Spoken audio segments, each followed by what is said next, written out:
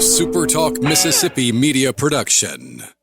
Whether you're looking to start a career with no student loans or change careers to land one of the happiest jobs in the world, yep, that's construction, Build Mississippi can help. Visit buildmississippi.com to learn why a career in the trades deserves another look. Buildmississippi.com. Your future is waiting. Oh, yeah. Good morning, Mississippi. Everything gonna be all right this morning. Mornings with Richard Cross. Oh, yeah. Here on SuperTalk Mississippi. Woo!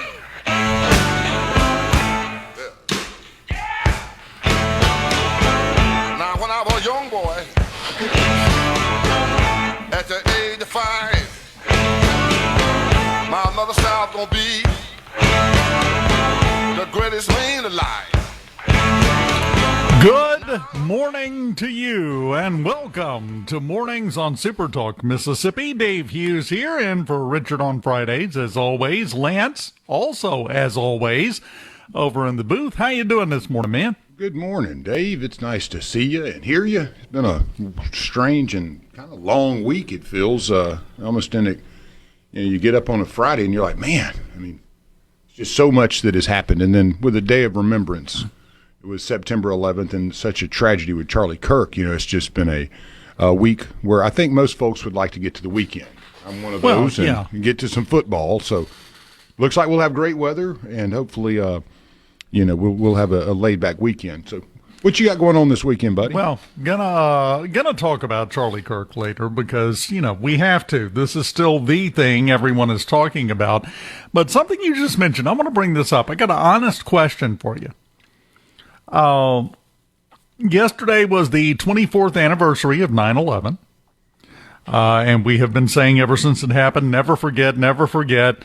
What is the length of time before we stop having the remembrance services and all the events and everything? Not saying we should at all. Oh, yeah, I know exactly what you mean. But we also have been told our entire lives to remember the Alamo, and I haven't seen a ceremony yet. Same thing with Pearl Harbor. We don't really see much. We'll have one little observance, and that's it. So there is a time somewhere in the timeline where it will, kind of ease up a bit in terms of how we remember it. Next year, obviously not. Next year is the 25th anniversary. So that's going to get a lot of attention.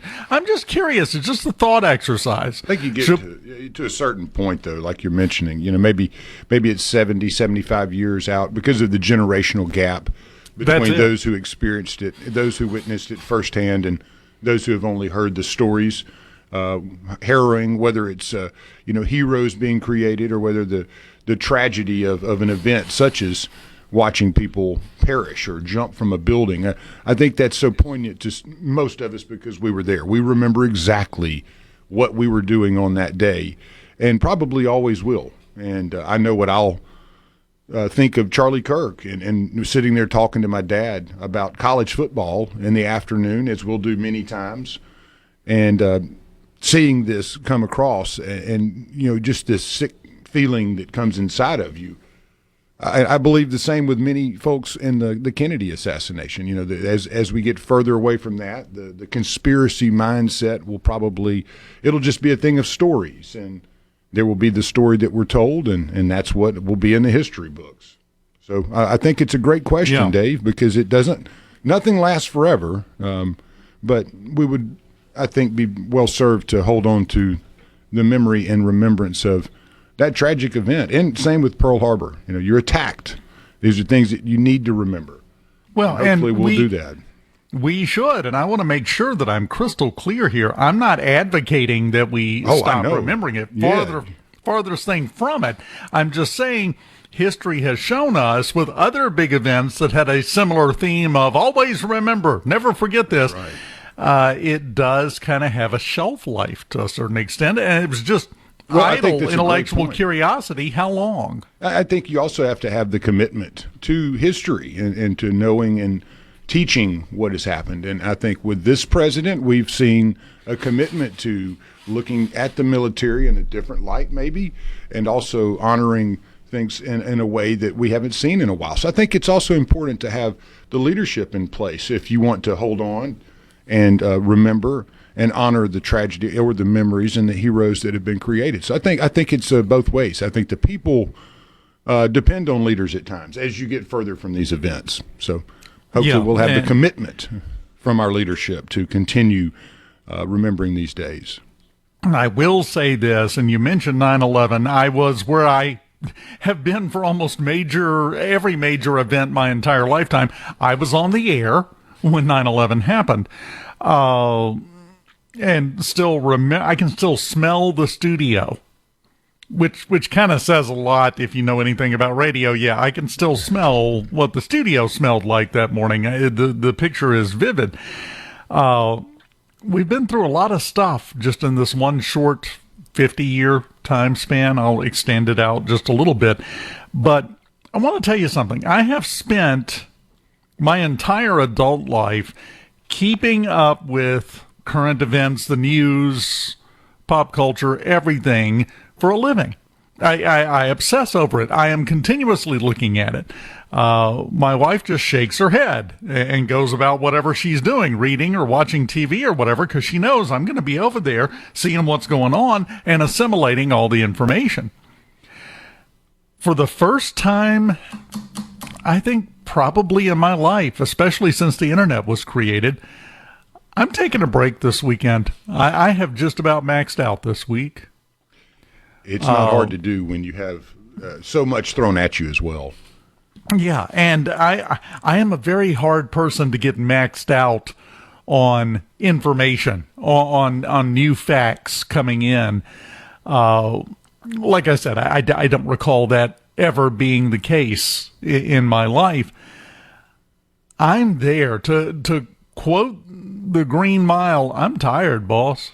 It'll wear you down. I would say one thing that led me out of the world of finance was that you felt like, everything was important all the time, and it does get exhausting after 15 or 16 years, digging so deeply into things that are extremely minute and, inconsequential in life, but they become important. And I will say our job has a lot of that to it as well, where you absorb so much of the surroundings, and it's very difficult at times to keep the emotion away. I'm glad I didn't have to speak yesterday very much. Richard is extremely professional and did a great job honoring the remembrance of September 11th and at the same time the tragedy of the Charlie Kirk assassination. My feelings were anger. More, yes, of course, there was some soft spots in me, but I was mad. I was extremely angry at what I witnessed, and to see, and to see if I can get this right, to know that his children are going to have that image in front of them at some point for the rest of their lives, to watch their father senselessly and slain in front of 3,000 people because somebody didn't agree with what he had to say. Yeah. And it made me very mad. I don't know if I felt the same way with 9/11. I was shocked. I was upset. I was hurt. I really felt it for so many of those because of the images of the people in and around and involved, the firefighters, the first responders.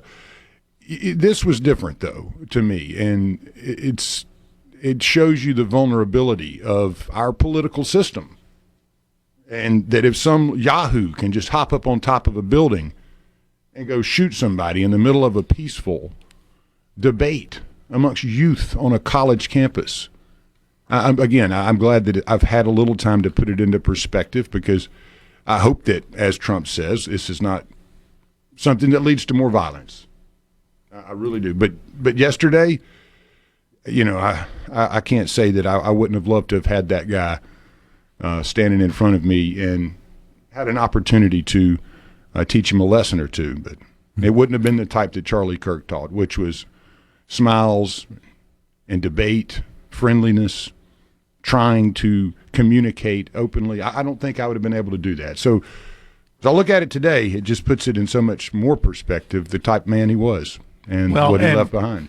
Let me interject with something, because I want to make sure that I get this in before the break. Something that you said. You were talking about, Richard toted most of the load yesterday morning. It's what the host does. Mm-hmm. But there's something I don't think we do enough of, and I want to make sure to do it right here, because I heard a big chunk of the show yesterday, not all of it, but a big chunk, and Richard did the same outstanding job he always does. But I want to recognize something, and this is coming from someone who has been in radio and in broadcasting for 44 years, whatever that counts for. Richard is one hell of a broadcaster. Oh, isn't he? I mean, he's good. I don't like bragging on him too much, because the head might get big and he'll float off to the moon. It's already inflated past the recommended rated PSI. I mean, it's been that way for a while, but he earned it. Oh, he's good. What he's been able to do in this role, and to also continue in other roles such as sports, it's remarkable. I don't tell him that enough, as for a reason, just to give him a hard time. But yes, it is a great honor. And same with you, Dave, hopping in on a Friday and doing the work that you do. You're always prepared. It's such an honor to get to do this with you guys.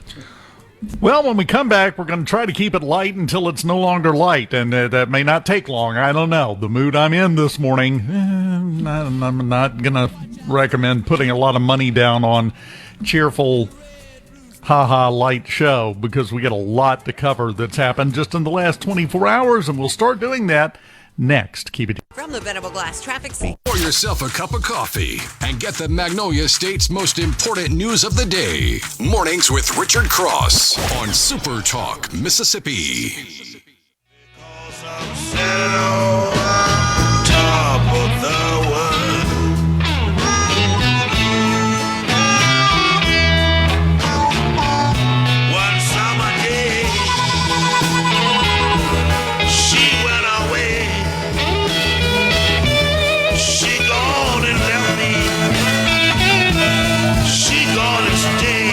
Welcome back. Super Talk, Mississippi. Dave Hughes on mornings. And, let's transition to a completely different topic for a little bit, because, again, got a lot to say, but we'll do that later in the show. Also coming up in the 7 o'clock hour at 7:20, Marie Sanderson's going to join us, former policy director with the Republican Governors Association. And we're going to have a little bit of a conversation about what has happened this week and where we go from here. So next hour we'll be talking more about it. But right now, Lance, save us with some feet balls. Well, I got some weather for you first. Oh, okay, so good. Well, that's kind of the same subject, really, More or less. We'll do some weather. Got a couple of interesting birthdays as well, and then we'll lay out the weekend of football and the NFL as we go forth. But on the coast this weekend, sunny, high near about 89 today. Tonight, about 71 degrees, and tomorrow up to 87. Light wind around 10 miles an hour. And then Saturday night should be glorious at 70 degrees and about 5 miles an hour. So the coast is going to be picture perfect this weekend. Also want to mention that Starkville, obviously lots going on in the state this week, but we'll go on and talk about Starkville here for a second. 91, the night of this evening, 64, and then tomorrow 91. So think of this, Saturday night though, 63 degrees, and again, no rain in the forecast, so looking good for having a good time this weekend. Sunny, high near 94, light winds in Hattiesburg. Tonight, 67 degrees, a little light wind. Tomorrow, up to 93 during the day, but it'll get down to 65 in the evening. And again, another perfect day. Sunday should be pretty nice as well. Doesn't look like there'll be any rain in the forecast. Oxford, high near 92 today. Tonight, 64. Ooh.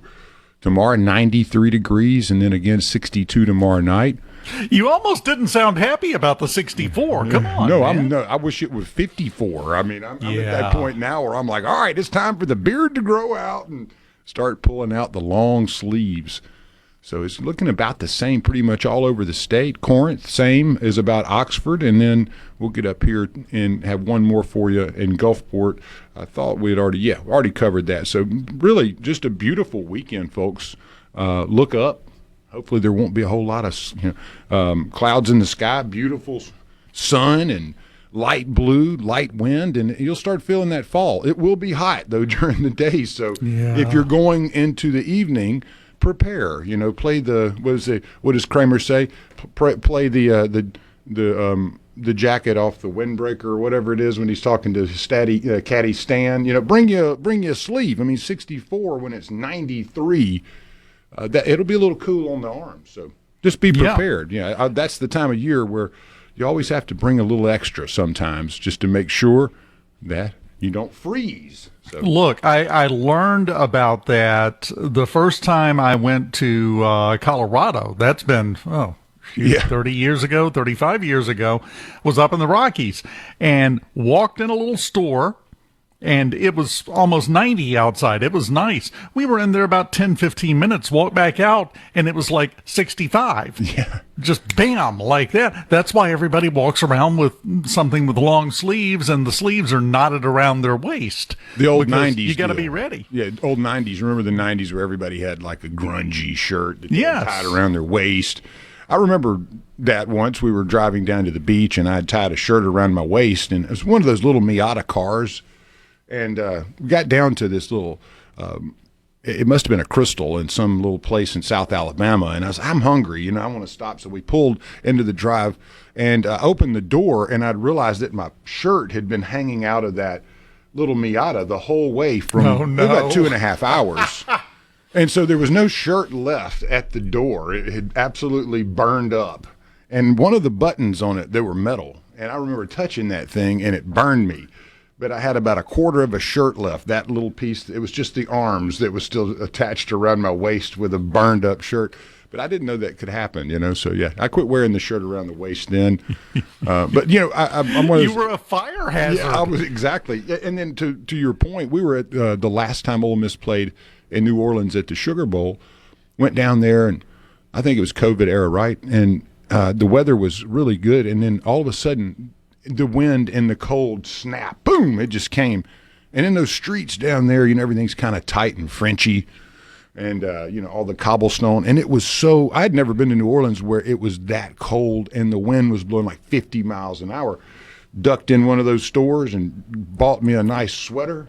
And I still hunt. That's my favorite hunting sweater even to this day, man. I mean, it's like very expensive, but it was one of these that was so woven and layered, it felt like I got it in Finland or something. So it's kind of prized possession. But I remember that, it was like always be prepared. And, man, I was not. So I will challenge you folks, be prepared for the weekend because you never know what you're going to run into on a football weekend. We know that. They get a little crazy, and hopefully everybody will be safe and have a lot of fun. Are they having a bake sale in Starkville to raise money for the fine? Sometimes you just pay the fine, right? You just I think that was worth every penny. Yeah, I mean, I've been extremely vocal about Mississippi State 2 Point, and I feel that they have made leaps and bounds. I did not know if they had it in them this season to look as good as they have, out of the gate. The early game, you had a bunch of penalties in the first one, and then it was pretty minimal in the second game. And I think Chapin showed you, if you give him a little time to throw, this kid can put it on the money. And the receiver out there, wasn't it Williams? I mean, I don't know if there's anybody faster in the country. Got two really good running backs and a defense that played with their hair on fire. They were rushing 3 guys in the first half, and ASU just couldn't do anything. I mean, they were all over them. And so I thought they had a great plan. Looking at watching them just look more mature, look like they have a great purpose. They know what they're trying to do, and I think that's extremely important when you're kind of coming out of the cellar. You take those steps, right, Dave? It's not, you don't go from 0 and 2 0 or 2 and something or 3 and something to 12 and 0 usually. So you're seeing the green shoots, and I think and I hope State fans are excited for what's in front of them. Probably gonna be a tough season, but there will be opportunities for upsets. And that's always fun, right? Being the guy that ruins somebody's season. Yes. Yeah. Let's just ruin everybody's year. So I hope you don't ruin Ole Miss this season. But anybody else on the schedule, guys, I am 100% pulling for you to ruin their season. You know, from the outside looking in, if I had to sum it up in one word, the difference between the Bulldogs this year and last year, I would choose the word focus. Yeah, I think they've got a better understanding of what their coach and those leading them want, and you have a second-year quarterback in there that has been in that program, understands the system. So those things, I'm always a big fan of a second-year SEC quarterback. The first-year guys, sometimes they are great, and that's one of the things with Simmons this year. You don't really know. You don't have a lot of data. And so you're wanting to see him make those steps, and, seen some ugliness in the first quarter, and then the young man seems to figure it out, and hopefully that first quarter we can figure out how to not have those. But that's the youth side of it. You learn. Well, a couple of birthdays before we go to break. Paul Walker would have been 52 years old today. Rachel Ward, 68. Linda Gray, Dallas fame. She's 85 years old.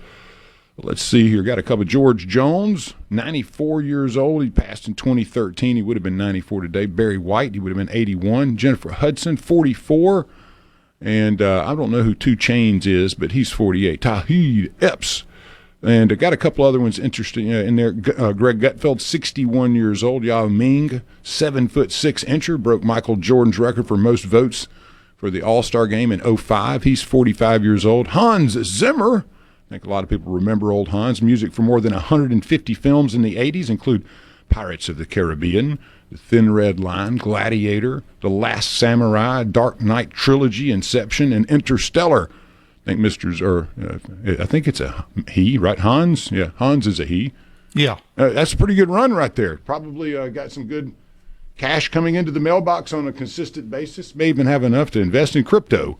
And I love the old navigators and explorers. Late Henry Hudson passed in 1611, English navigator who conducted sea exploration in early 17th century. He discovered a river in New York for the Dutch East India Company, who named it the Hudson River. That discovery in 1609 really initiated the Dutch colonization of New York, in which they had to give up later, or was purchased away from them. So, but those are really the big birthdays of today. And got some decent ones today. Yeah, it wasn't too bad. Sometimes it's kind of a wash, but there were a few good ones in there. And then James McCartney, yes, the son of Paul.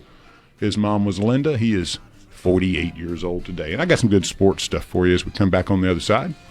I saw something about James McCartney and Julian Lennon getting together for a music project. I heard the same thing, too. I'm kind of excited to see what that comes, if it's going to be absolutely terrible or if it will be something you go, wow, that's cool. I suspect there will be no in-between. It's either going to be incredible or really stink. You feel the same way I do on that one, man. Yeah, it's all or nothing on that little duo, I think. We continue on this Friday morning here on SuperTalk Mississippi on mornings. Right after this, keep it here. Boy, she the sweetest thing you ever seen. The dog is howling, and the hound. From the Seabrook. Shaping Mississippi politics each morning. Mornings with Richard Cross. Super Talk, Mississippi. Sister tell your brother, brother tell your auntie tell your uncle, uncle tell my cousin, cousin tell my friend. Going up the country, mama, don't you wanna go? May take me a fair run, may take 1 or 2 more. Welcome back. Super Talk Mississippi mornings. Lance, as you know, I keep up with things in terms of local events. We've had several Fridays here where I've somewhat broken some news or pointed things out that hadn't really gotten any attention yet. I got one that's just going on right now. Did you know the entire police department of Ackerman resigned? No, the whole department. Whole shooting match. What happened was they were coming to the end of a term for the police chief there, Martha Carradine. The mayor and the board apparently decided to not vote to renew her as the police chief, because police chief in most places is an appointed position. Some places it's elected, most it's appointed. the entire police department and the city prosecutor and board attorney reportedly all resigned at one time in support of her not being renamed as police chief. So now the Choctaw County Sheriff's Office is taking care of all the law enforcement duties in the city of Ackerman. Well, it seems like we have a similar, not necessarily a similar issue in Jackson, but with Chief Wade out and Tyree Jones working double duty as sheriff and police chief of Jackson. But I guess if you're in that area, Choctaw County, and you're looking for a job, there are jobs available, apparently, is what you're saying. Apparently quite so. A few, I would like to see it resolved where the ones with experience come back, but I think that's going to take. From what I have seen, apparently the mayor is saying he's going to select a replacement in the next few days for the chief. Well, and one of those, when you mention elections for law enforcement, that's just something I've always been not necessarily against or anything. It's just an oddity because you wonder, what if, you had a more criminal-oriented society? Who's voting for your police is the criminals. I don't, that's one of those. I know that we have a lot of elections and love them here, especially in the South. There's certain ones, though, that I've always kind of scratched my head at. Been like, I don't know if I feel good about that one. Well, I digress. We have a little sports. I wanted to say I was listening to, if you haven't gone in, one of the great things that Charlie Kirk was good at was just having a good old-fashioned conversation with people. Sometimes they agreed, sometimes they didn't. But there's a piece out there with them having a conversation with a young man about how do you define greatness, and is the NBA this, that, or the other today versus just listening to him the way he makes his points. That's why he was so popular. That's why people followed him, and that's why people were scared of him too. Well, yes, he was terrifying to a lot of people. Obviously, we're seeing that. It's sad that people are so insecure that's what it comes to, honestly. But well, consider who you're talking about. Think about them as a whole in terms of all of their personality, all of their behaviors, and what motivates those behaviors. And yes, they are terrified 24/7. It reminds me of a very bad sports message board after a loss or an interception where your quarterback did something wrong or your coach made a dumb move. Everybody's now an expert. And everybody's had a little too much. And everybody uses great words that you wouldn't use in front of your children. But we think it's okay to do that because that person's not there. And there's distance. But with Charlie Kirk, he was there. The debates he would have, it was almost like you bring in the worst football or sports message board, put him in front of him, and then ask him to be logical and ask him to be sensible and to keep his head. And he does. He did this. And that, to me, is what we lost there. We lost something great in that. And so as we go into the weekend, remember, there's going to be heated issues out there. You're not going to like something. Put a blanket over it, maybe. Let's put that to bed and just move on and be sensible. You have heard the old expression, the old cliche. I've talked about it before. Good fences make good neighbors. Why? Because a good fence keeps you out of your neighbor's business and keeps your neighbor out of yours. Yeah. And if you mind your own business, a lot of this nonsense goes away. Who cares what the person across town had to drink with their supper last night? Tend your own garden.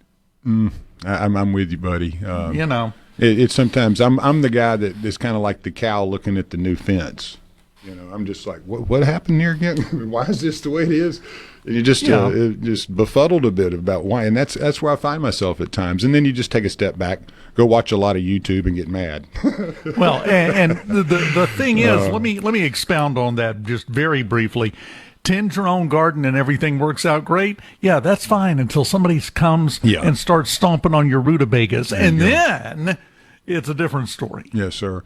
Well, we had a lot of football yesterday. I want to run through the community college ranks. Lincoln over Hines. Lost to Hines 31-29 in a really, really tight one. Etowamba victorious 23-14 over East Central. You had a Northeast Mississippi College victory over Mississippi Delta 24-7.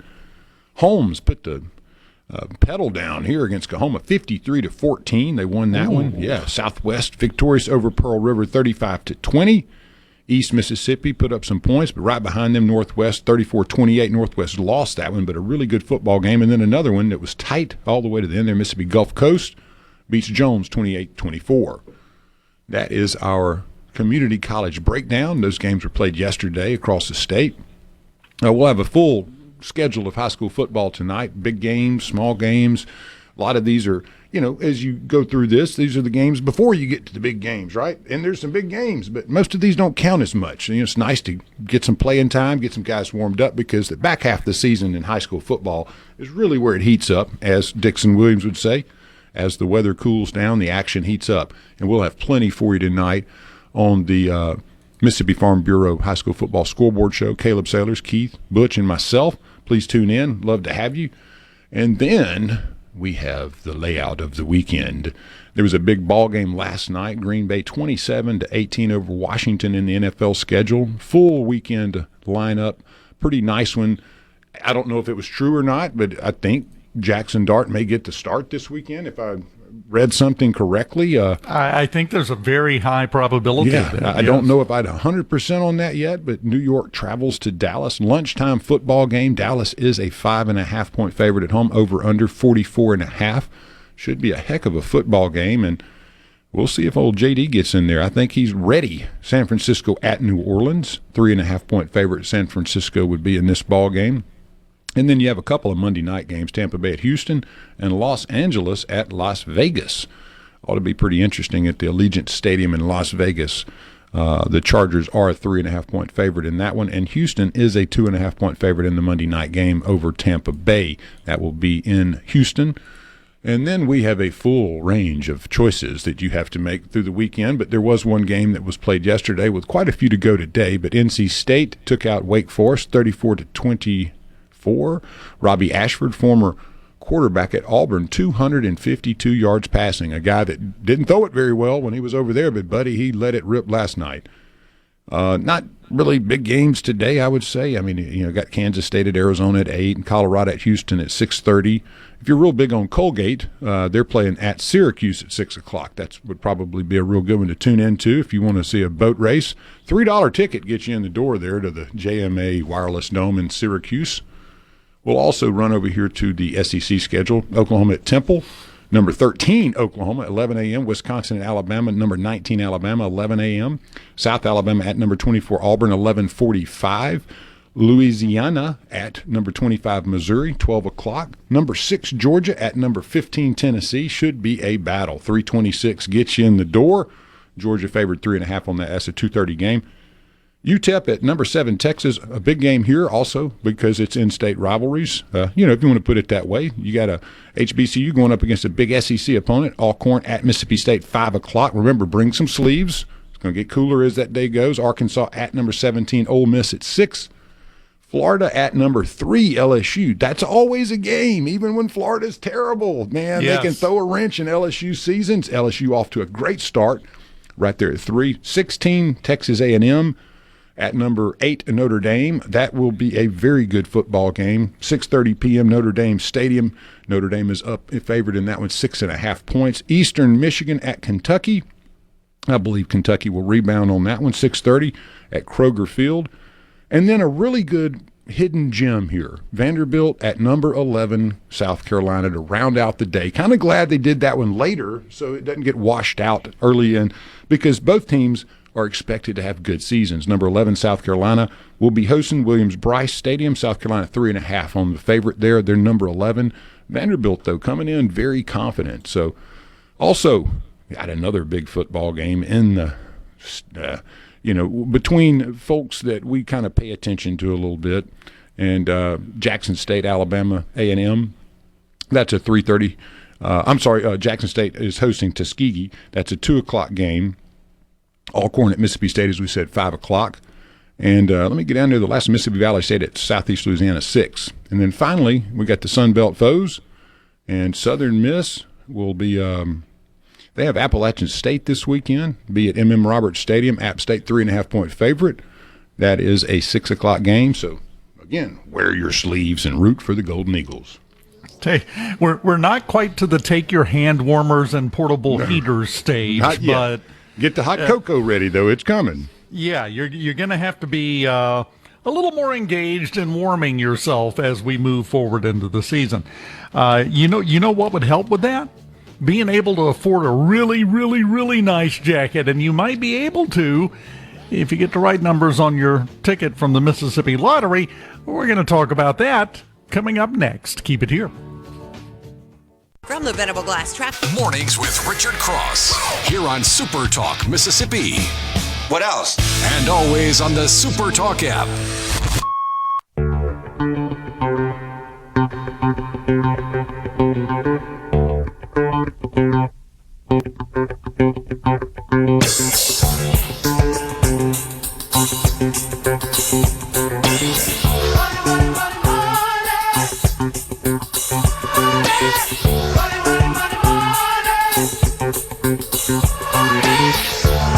Yes, indeed. My favorite part of Friday mornings, where we find out how many new best friends I'm going to be making with the Mississippi Lottery. Of course, the Powerball, well, that's reset now. $50 million is the estimated jackpot for tomorrow. Cash value $23 Who's excited million. about that? I mean, just $50 million. Yeah. Come on. That's not even worth getting out of bed for. $50 million. Hey, man, I even bought Powerball tickets for the big one, and it's funny, the day I bought them, I had to go to an event the next day, which was the drawing day, and it had already been picked. And I noticed when I went into the gas station to get a sweet tea that somebody had won Powerball. I'm thinking, I won. Yeah, I'm just going to get to the event and then pull my tickets out of my pocket. And I got there, and I did not win. So the highest of highs, the lowest of lows, all within a 5-minute time. I even made a deal span with the guy that I bought the tickets from, at the gas station, and I told him I'd give him a cool $1 million if I won the big one, and he was just like, just give me a few bucks, man. I was like, no, I'll give you $1 million, So I was thinking that act may allow me to win it, but God did not shine on me because of my my generosity. You were looked down upon, and someone made this noise. Yeah. Right. Sure. Yeah. So the big one now is Mega Millions. $381 million is the jackpot there. $175 million the estimated cash value. But again, we talked about this last week. I don't care if you win the big prize. We had a couple of Mississippians won some big money on the Powerball last week, and didn't hit the jackpot. Because we tend to get so caught up in those big, enormous, supersized jackpots. I'll take a 20. I'm happy with that. And your odds are pretty good of, getting to that point. Mississippi Match 5, $225,000. Okay, sign me up. You can buy a lot of Little Debbies with $225,000. My priorities remain unchanged. A new game out from the Mississippi Lottery, Wild Cherry. It's a $10 scratch off. Top prize, again, $200,000. Let's maintain some perspective here. That's a nice chunk of change. That's not bad at all. And the most important part to me, the winners. The winners. Cash for winners. We've got an Edwards woman won $800, $2,600 won by an Amory woman, $2,900 for a Loosedale woman, and a Tishomingo man bought, follow me here, bought 15 tickets in Iuka, and they added up and won him $43,500. That's awesome. I've been behind that guy, I think, at a couple gas stations. And he scratched every one of them off right in front of you before he would move. Yeah. Cash Pop had a couple of players from Tupelo with $1,000 wins. And then players from Ecru, Natchez, and Macon each won $1,000. Match 5. $804, and $1,000, the winners there. Mega Millions had somebody won $2,000 on a Mega Millions ticket, bought in Vicksburg. And that goes back to what I was saying. Didn't win the Mega Millions jackpot. They got $2,000. Nobody's going to turn their nose up at that. Also had a scratch off, Diamond White, $10, $2,000 winner, and had $4,000 winners on the $20 200X Cash Blitz scratch off. There is a lot of money to be won out there. And we talk about it every morning. So make your plans to get out. and give yourself a chance to get some of it. And if you decide to go the route where you buy 15 tickets and they're all scratch-offs, try to do it right in front of Lance, because I love hearing the stories. Yes. I actually, same guy I guaranteed the meal to. We were laughing. He goes, more people should buy the Cash 5. What is it? I need to pull it up there. Yeah, Mississippi Match 5. We were laughing about how often that hits, and that most people don't come in and play that game. But you're talking hundreds of thousands of dollars. It's gotten way up there before, too. So that's one that I always kind of keep my eye on in the lottery segment, because you'll be surprised at how many times that one will pop in about a month. And then may go through a little dry spell for a bit. Then it starts hitting again. But as somebody that sells those tickets every day, that's what he says. He goes, man, I think people make a mistake not getting the Mississippi Match 5 as one of the options. I think he's peppering it in, yeah. Right now, $225,000. The next drawing for Match 5 tonight at 9:30. So go ahead, and you can't buy your ticket at 9:29. They shut it down in advance. Most places shut it down right around 9 p.m. or a little bit before 9 p.m. sometimes. So go early and get your tickets. Match 5, an extremely viable option. There's not a bad amount of money somebody can hand you, is there?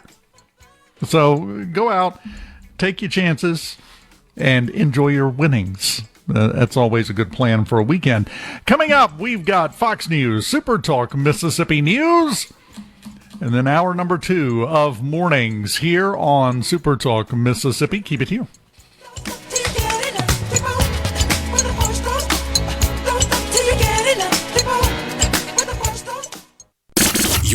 The views and opinions expressed by the hosts, guests, and callers on this show are not the opinions of TeleSouth Communications, its management, or advertisers. Start your day right. Mornings with Richard Cross on Super Talk, Mississippi.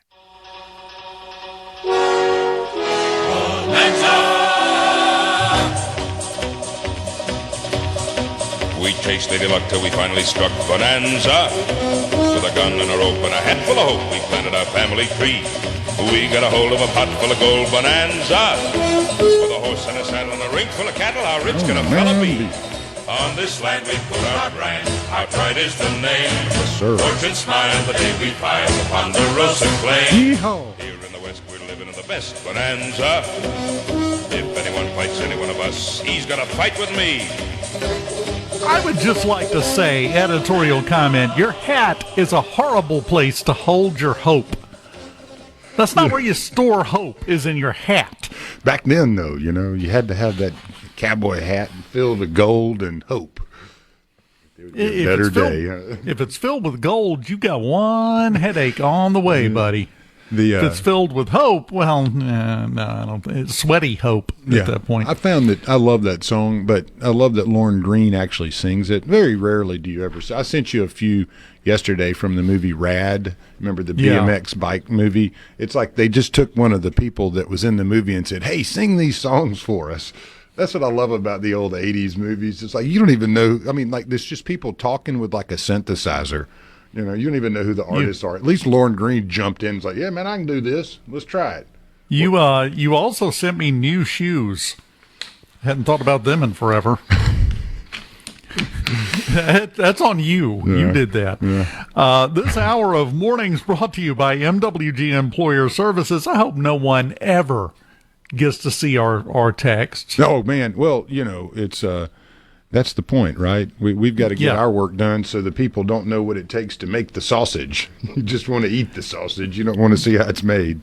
That pig suffers. You can call. Hey, go ahead. I'm sorry. You can call MWG Employer Services today at 601-206-7966, or you can visit them on the good old interwebs at MWGEmployerServices.com. What were you about to say there? It was funny. Being September 11th yesterday, I was just digging around, and I ran across the Lone Gunman series. This was a spinoff from the X-Files back in the day. It debuted in March the 4th of 2001, and then the season was over by the end of June. So it had run its 10 episodes or whatever. Seemed to have a great following.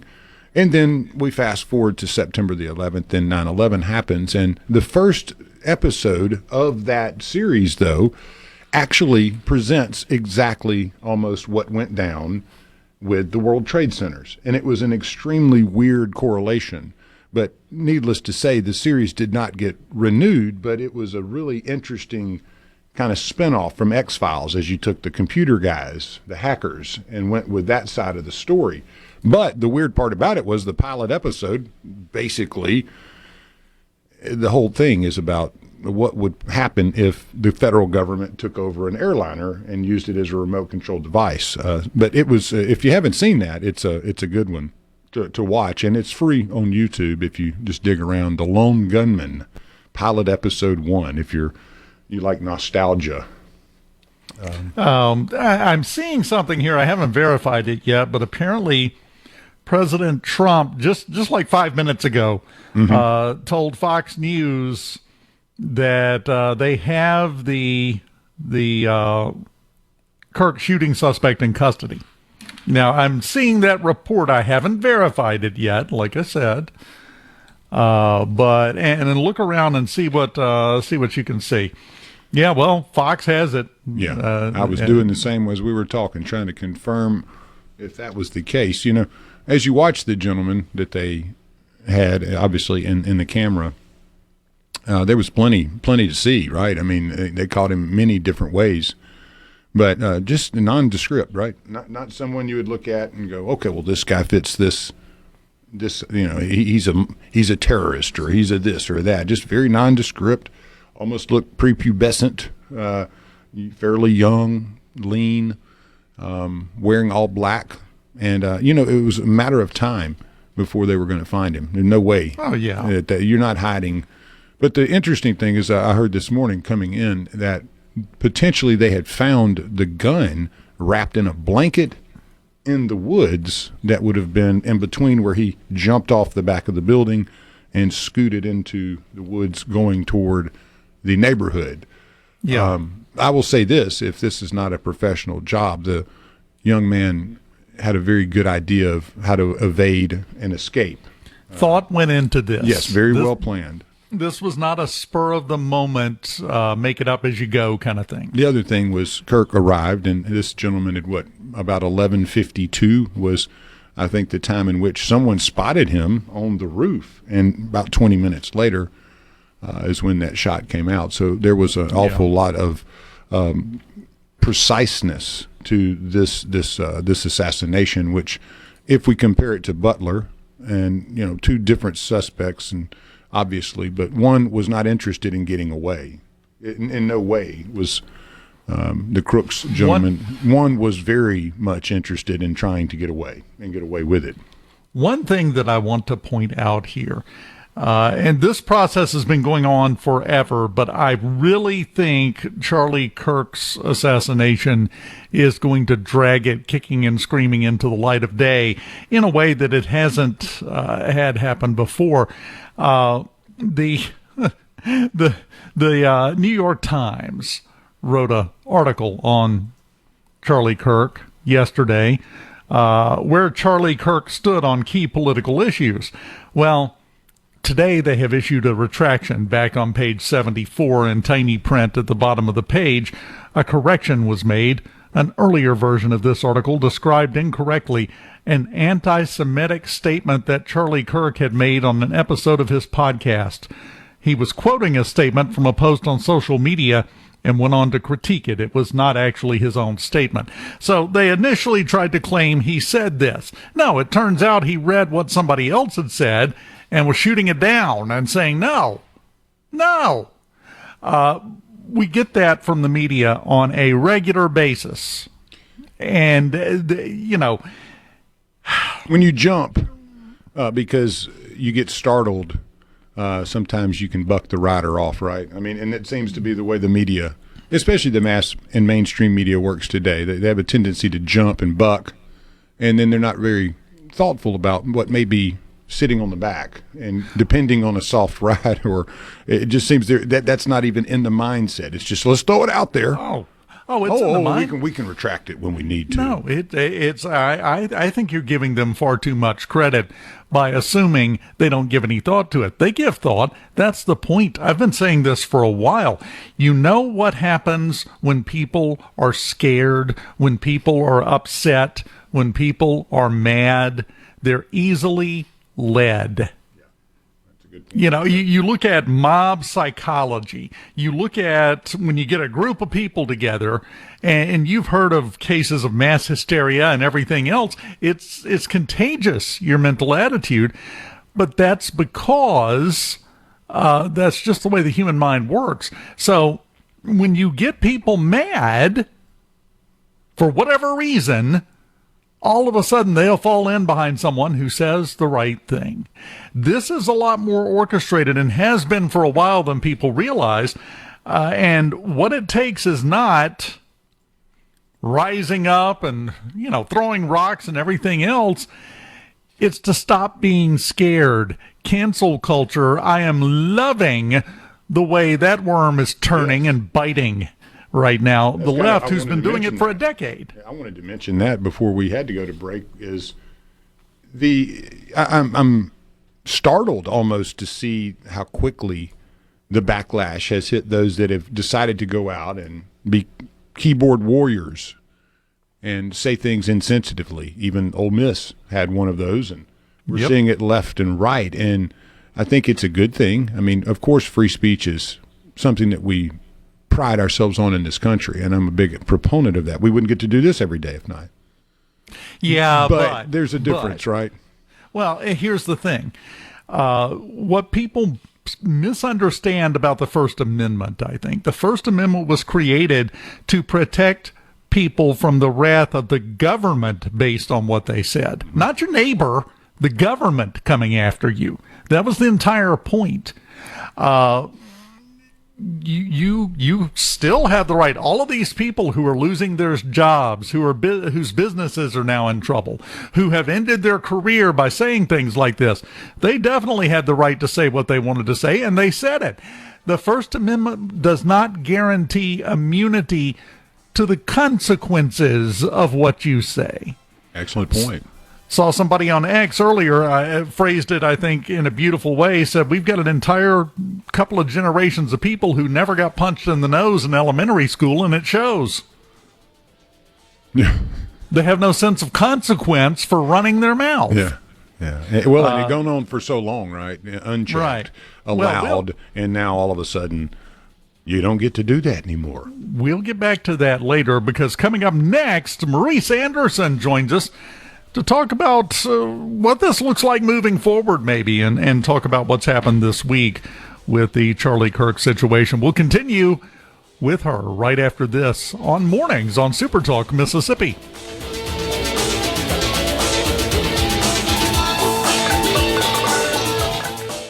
From the Venable Glass. From Sumner to Summit to Summerall, Richard has something for you. Mornings with Richard Cross on SuperTalk Mississippi. Now that I'm starting to learn, I feel I'm growing old, 'cause yesterday's got nothing for me. Pictures that I'll always see.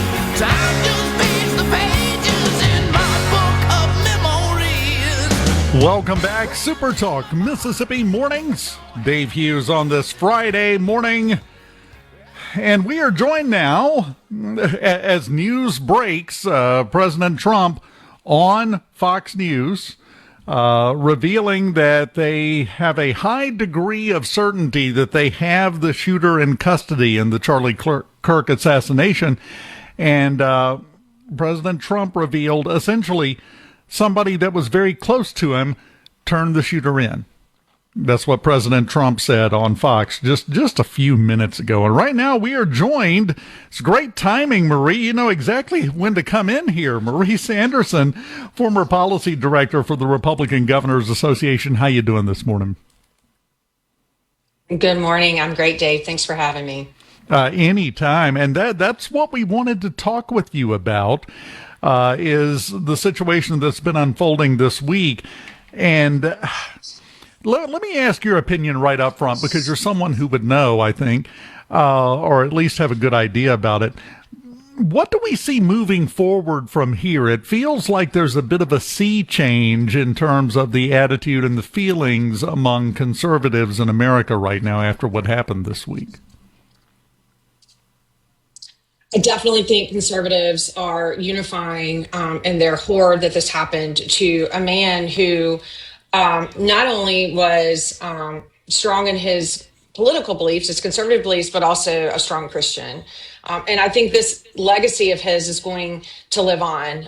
You have Republicans from across the country, conservatives, friends of mine who don't consider themselves politically active, aware of what he was doing, what he said, his causes, and they want that to live on in a very real, meaningful way. And I think this is going to blow up the causes that he cared so much about. Well, and I think that it's also going to give them a lot more staying power. They're going to have better legs under them moving forward, because this is, would you say this is a fairly unique situation in America and American politics, what we're seeing happen this week? I think you're seeing America at its boiling point. But I have said to a lot of people who've asked me that this clearly was a political assassination. But this also feels to me as a conservative Christian, a mom of three, that this goes beyond just political assassination, is what he stood for as a Christian and what he advocated for. You know, Charlie Kirk, he was thought-provoking. He was challenging, really challenging. And like I said, I'm conservative, I'm a Christian, but sometimes he said things that made me think, that made me challenge myself. But he did so in a way that allowed people to debate him and have a conversation. So look, I think that the way he interacted with people and showed that it's important to have debate without disagreeing is going to continue to live on. And I think people beyond those of us in politics and on the radio and on TV are going to really grab onto this idea that we have to be a better America. Well, I think you're exactly right. And I think that's one of the things, not even the main one necessarily, but one of the reasons why people on the far side of the left end of the political spectrum really seem to have hate for him, hatred, because he was willing to meet them on their ground and have a conversation and have a debate about things, and wasn't easy to run out of the room. That's the part I think that really gets them, because the left has been having their way for a decade or more now.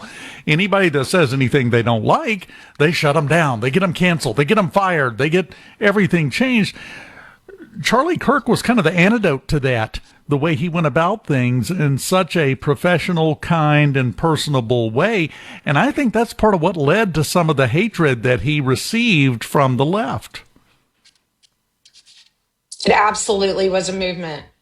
Charlie was able to engage, debate, and change hearts and minds in a very meaningful and real way. And he did it with our young generation who, in many ways, was moving to the far left, moving to woke policies, challenging their parents who may have raised them one way. And he did this by not badgering them or telling them they're not good people, or my way's right and your way's wrong. He did it through debate. He did it through answering questions. And he believed that we have to disagree and we have to debate these things to have a better America. All you have to do is go and watch all the videos that will live on forever about how he conducted himself. And I think that people who are not aware of Charlie are going to watch how he handled himself and are going to learn more about him now that he's passed away. I think so. And I think he epitomized talking to people instead of talking at people. We've been doing an awful lot of talking at the other side from both directions for a while. He really embodied, no, you sit down and you have a conversation. That's the only way anything ever gets solved.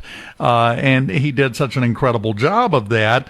And some might say at this point, because of what happened this week, maybe a little too good of a job, because some people just could not stand the idea of the way they feel things should be done starting to crumble around them. Now, the question is, where do we go from here? What do you see coming in the future, in the coming weeks, months, and even years, that's going to come out of the assassination of Charlie Kirk?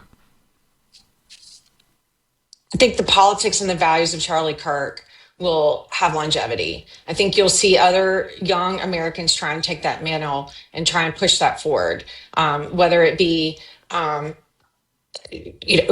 rights of the voter, whether it be debating immigration, whether it be certain values that he held truth, his family. He had really hard and meaningful advice to women to get married and have kids and have that early. And he was very outspoken about what the Bible says about a family. Look, Charlie knew he was in danger. His wife knew that, and they carried on as a marriage, as partners in this cause. To that end, I will forever be grateful for the leadership that they've shown. But I think this is just the start. His wife, Erica, is a star in her own right.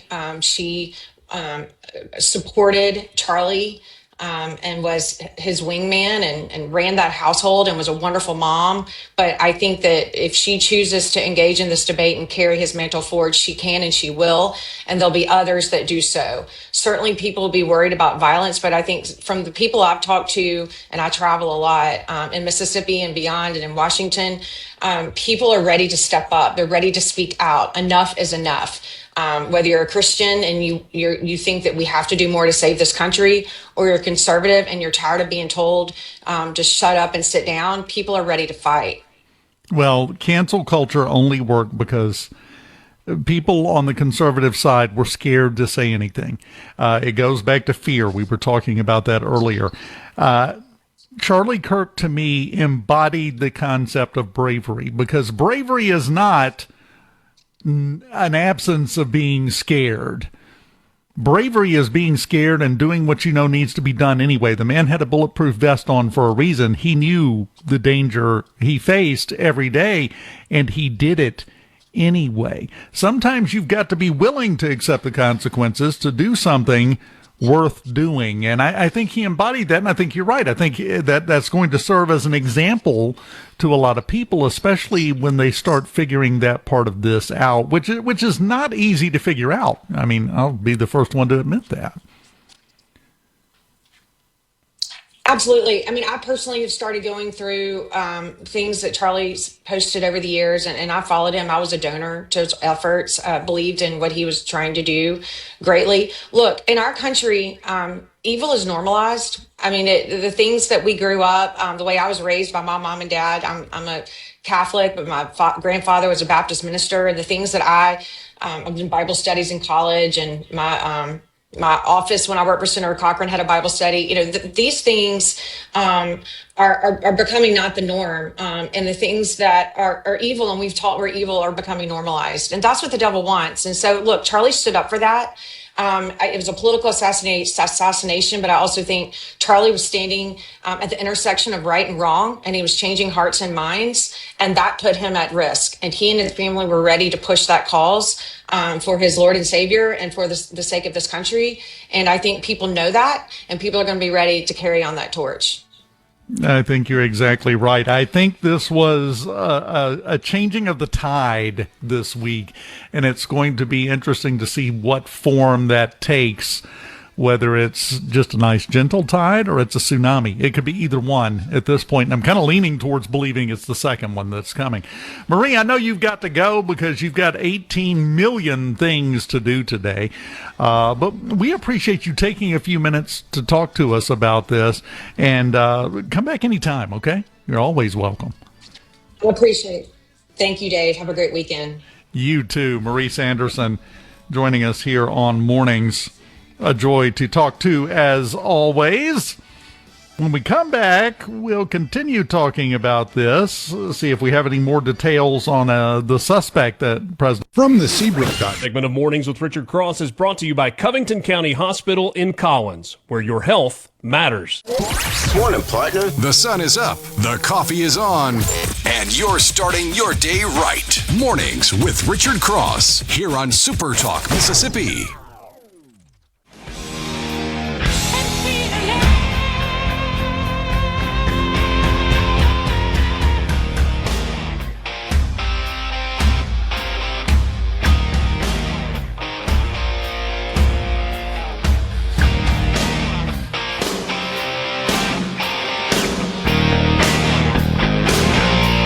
Welcome back.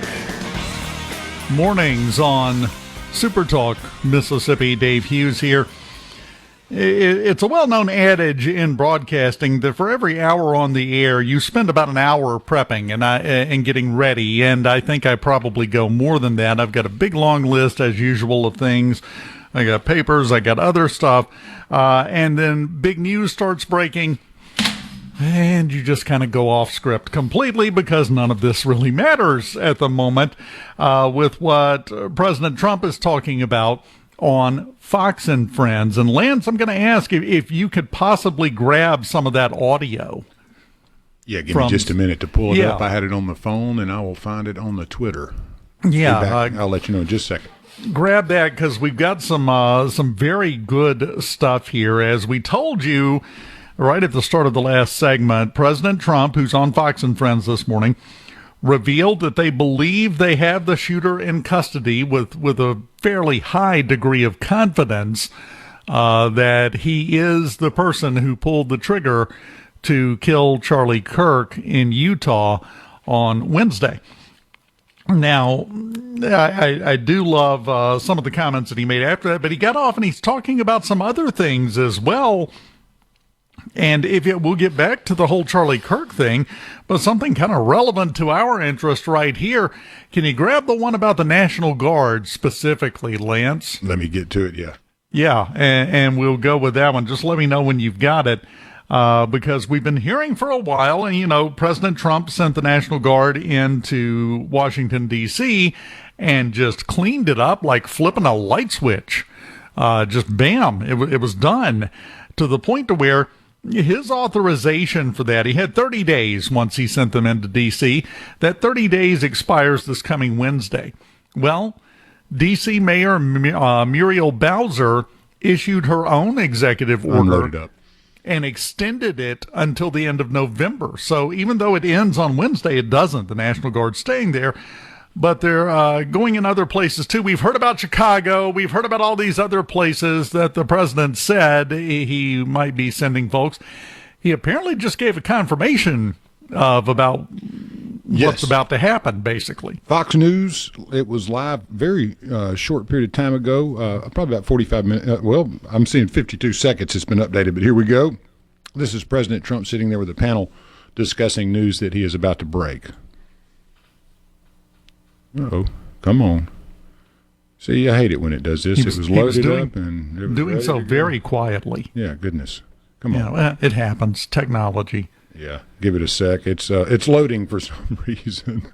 No, but it's because we want it to play now. Yeah, we want it to play now, and it's just not wanting to play now. But I'll preface it is, he is on the Fox News in the morning here, and he is breaking several things. He talks about the shooter suspect, the father, and a pastor. And he also is talking about the National Guard sending into New Orleans and into Memphis.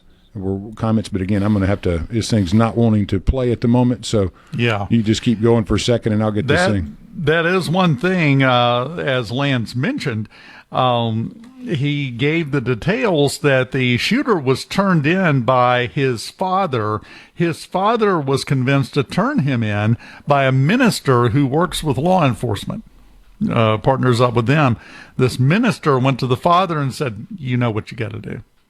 And the father agreed and turned the suspect in,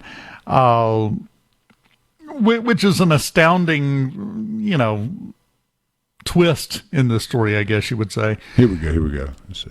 I think maybe I'll be the first to say it right now again. We're going to Memphis. Memphis that's the next city. Deeply troubled. And the mayor is happy. He's a Democrat mayor. The mayor is happy. And the governor, Tennessee, the governor is happy. Deeply troubled. We're going to fix that just like we did Washington. I would have preferred going to Chicago. I had a man the head of a big railroad. They're doing a merger, and he wanted to come see me and all that stuff.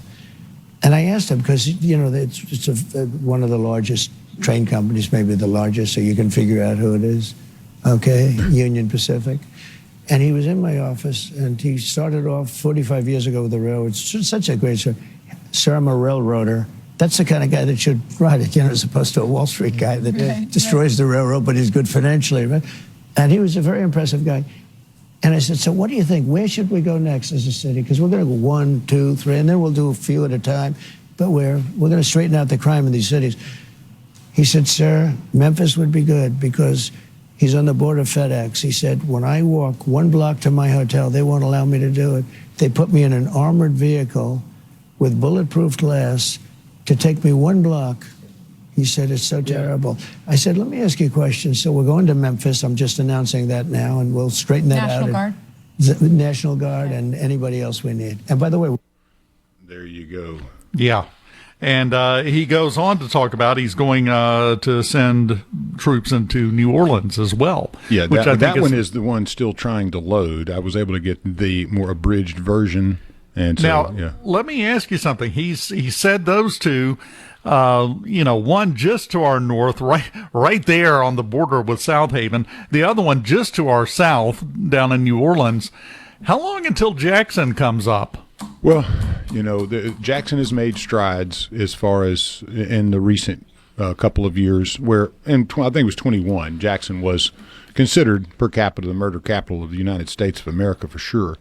And it has come a long way. I would have to say Chief Joseph Wade and all of those that have worked together with Capitol Police, but Lucky and Tyree Jones and all of those police chiefs, they've done a great job. Now, does work need to be done? Oh, yes. So as far as my opinion, I think give John Horn a little time. But I do not see how this would be off the table if for some reason Jackson can't get its act together with crime.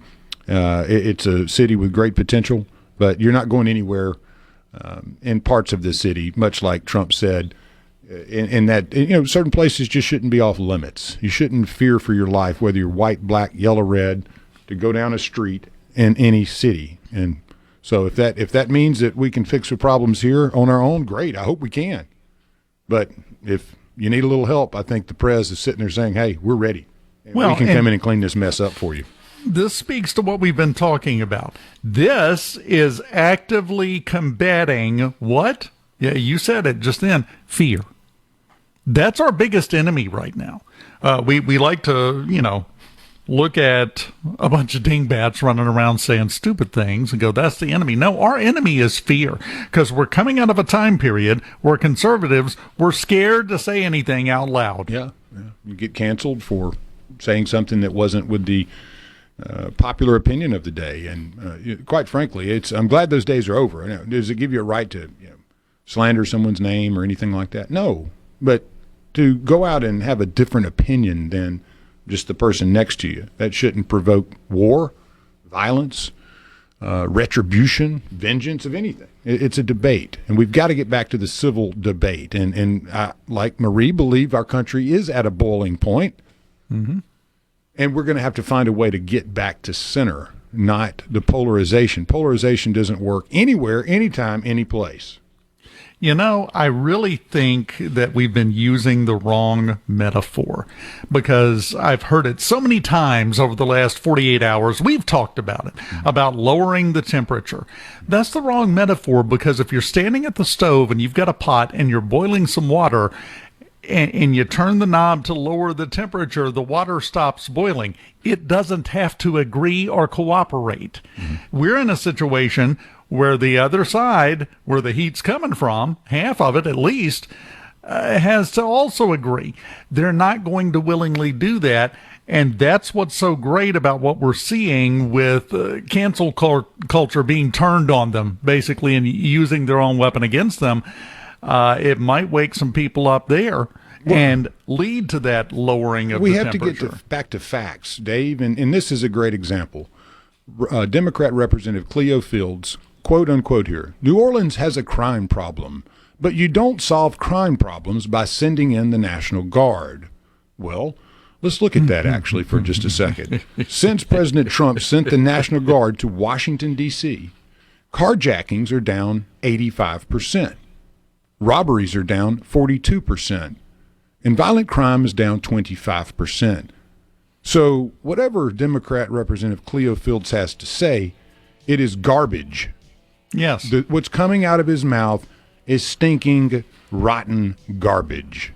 Well, the only evidence you need about whether or not it made a noticeable, measurable, enormous difference in the crime rate in Washington, D.C. is the actions of Democratic D.C. Mayor Muriel Bowser. It was coming up. The deadline was approaching. They were going to pull him back out. And she said, nope, wait. This is going really good. Hold on. And extended it herself until November 30th. She didn't do that. Trust me. She didn't do that for votes, bud. No, she would have scored a lot more political points telling them, good, get out. She knows better because it works. That's right hand in hand with defund the police. You can't stop crime with law enforcement. Oh, did you bump your head coming in the room? Because that's the stupidest thing I've ever heard. From the Venable Glass. No matter where you're from, Abbeville, Batesville, D'Iberville, or any other ville in the SIP, you're starting your day off right. Mornings with Richard Cross. Super Talk, Mississippi.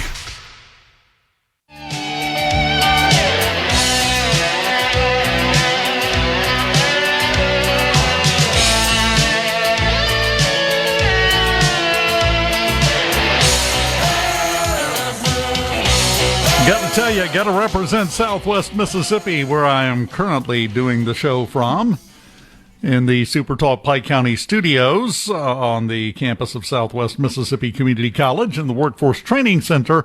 That imaging that just ran any other ville in the SIP, we got to make a new one and put Centerville and Woodville in there. Bring it on, man. Beautiful part of the state. I'm just saying, they're apparently going to have a press conference here in about 10 minutes about the suspect being arrested after turning themselves in. Fox says that sources have told them that the suspect was walked in near St. George, Utah last night after 11 o'clock. So he didn't just turn himself in. He turned himself in last night. Yeah, this guy's been getting the Grand Inquisition since he walked in the door. Yeah, and they've apparently found what they were looking for. Just like to point out, St. George, Utah, about 3.5 hours south of where Charlie Kirk was killed. So he was a good little ways away. Well, he hightailed it and got into the neighborhood. I bet, again, whether he hit a vehicle there or somebody was there to assist, we're going to learn more. There's lots of speculation now, and it's not our job to connect the dots. Those are coming out, folks. Be patient. It's much like the Butler PA deal. There's going to be information coming out through the day, all through the weekend. There'll be plenty of time to rehash and speculate as to the nature of this and why. And that is not our job today. It is to tell you facts. And I wanted to play this quickly. It's a little 29-second. I was about to get to it. Yeah, and it relates. This is the president talking in the same group about the potential for going after people that are paying for protests, such as, hey, this crazy man, George Soros. Yes. You want me to run it now? Yeah, go ahead. Run it now. The other night, I went into a restaurant, and this woman stood up. I looked at her immediately. She had money. She wasn't serious. They get paid for it. They're professional from Soros and other people. And we're going to look into Soros because I think it's a RICO case against him and other people. Because this is more than like protest. This is real agitation. This is riots on the street. And we're going to look into that. What do we do about our country with that? Because we have radicals on the right. I had one the other night. I went into a restaurant and this. Yeah. So, I mean, again, you're seeing this all over. We watched it during the if you're not woke, you get canceled. And so we're seeing the backside of this, right? Anytime the pendulum swings really far one direction, what generally happens to it when it goes the other way? Watch a grandfather clock, huh? It has a tendency to swing as far the other way, and you're getting some of that. And there's a lot of pent-up frustration, and I'm sure great hostility that we hope doesn't spill over. But, when you have people willingly flaunting the law, we watch it every day, these cities that are just absolutely infested with crime. There are people there that literally don't want that to change. And you got to ask yourself the question, why? Why do you not want a safer place to live? Why do you not want a safer place for your children or for your grandchildren or whatever? A couple of things there, though. A lot of the people that don't want it to change don't have children and aren't interested in having children. So that reasoning doesn't apply. But I've watched a couple on Twitter. But I've watched a few of these people on Twitter going, well, are they going to send the National Guard to Utah? I mean, these types of, I think the sanity of this country is suffering. If that is where we are, where you think the solution to a shooter is to send in the National Guard, but yet crime, let's just let it continue to foment and fester in these communities until there is no community left. Let's just leave it like that. Remember what we talked about at the top of the hour and throughout this hour. Why do those people want the crime to continue? Because it keeps people scared. And what does fear allow them to do? Control people. So, of course, they don't want it to end, and they will say whatever ridiculous, insane thing they have to try to keep it the way it is. That's a good point. It's just that simple. There are other reasons, sure. There may be financial reasons, maybe other reasons, but that's at the basis of it. You look at the last decade of liberal methodology and politics. It's all about fear. It's all about what you should be terrified of. We're going to lose our democracy. This is horrible. That's coming to get you. This is going to just destroy your life over and over and over. It's all bad news all the time. It's all, why aren't you scared? You should be more terrified than you are. So if you start wiping out the crime problem, that fear goes away. And less fear is the last thing they want, because it leads to this. And I've got very quickly here, Rudyard Kipling. Oh, that's a good one. Yeah, well, he had a poem called If, one of my favorite poems, one of everybody's favorite poems. Had another one, though, called The Wrath of the Awakened Saxon. You familiar with that one? I know the Saxons. It was not part of their blood, it came to them very late, with long arrears to make good, when the Saxons began to hate. They were not easily moved, they were icy, willing to wait, till every count should be proved, ere the Saxon began to hate. Their voices were even and low, their eyes were level and straight. There was neither sign nor show when the Saxon began to hate. It was not preached to the crowd, it was not taught by the state. No man spoke it aloud when the Saxon began to hate. It was not suddenly bred. It was not swiftly abate. It will not swiftly abate. Through the chilled years ahead, when time shall count from the date that the Saxons began to hate. That's a very, very spectacular way of saying eventually you reach the point where enough's enough. That point was this week for conservatives. All right, now to the important stuff. Your VIP pass to hear what the most influential Mississippians are talking about. This is very important. Huge news. Mornings with Richard Cross on Super Talk, Mississippi. Looking for a new star to put you in the trance. Let's go all the way. Let's go all the way. Yeah, yeah, yeah, yeah, yeah. Let's go all the way. All right, listeners, name that tune and who it is. Confession time. Yes. Confession time here on Mornings on Super Talk, Mississippi. Somewhere in cassette form, I have that album. You better. The whole album. Yes. It had that song and some other noise. I don't know. Other noise, right. Yeah. They had nothing else. But hey, when you go back into the good old days, though, you find gems like that. You know, guy with wearing a jumpsuit, unitard. The other guy's got a beret on. You know, I mean, just the most random clothes As one does. Yeah, from that era, though. That's what I loved about the 80s. It's like you could wear anything. One of my buddies in college, he was from Birmingham, and he said they called that roll calling. When you wear a little of everything, a little color here, a little purple, green, yellow, red, pink. You roll calling, man. But that plays into what I'm talking about and what we have lost and we have got to get back. That's what I love about that. Yeah. You could look as ridiculous as you wanted. You could make up your own way to look, and all that counted is what you did, what you produced. Well, if they liked your song, you could wear those hats Devo wore. And all of a sudden it was cool because of what you did, not because you were told it was supposed to be cool. Well, that's I wanted to play that song because it's a throwback a bit, and this is something I felt was pertinent to the conversation. This is Donald Trump dropping a truth nuke regarding the right and the left here. It's a 25 seconds, so let's let that run. The radicals on the right oftentimes are radical because they don't want to see crime. They don't want to see crime. Worried about the border. They're saying, we don't want these people coming in. We don't want you burning our shopping centers. We don't want you shooting our people in the middle of the street. The radicals on the left are the problem. And they're vicious, and they're horrible, and they're politically savvy. Although they want men and women sports, they want transgender for everyone, they want open borders. Yes. There you go. And it ties in perfectly to what we were talking about. I think that's the boiling point, right? I mean, it's the fact that you have such a grand segment of society here looking at another side going, you're unreasonable because you want law and order. You're unreasonable because you want a protected border. You're unreasonable because you don't want guys going in girls' bathrooms. So on, so forth. It's one issue after another, and they continue. And it's just like, you deal with one, another one pops up. It's kind of like a weed in your garden. You know, as soon as you pull it, two more over there. What died this week, aside from Charlie Kirk, a good man, was a big portion of the fear that non-liberals have been living under for 10 years, which is what we've been talking about.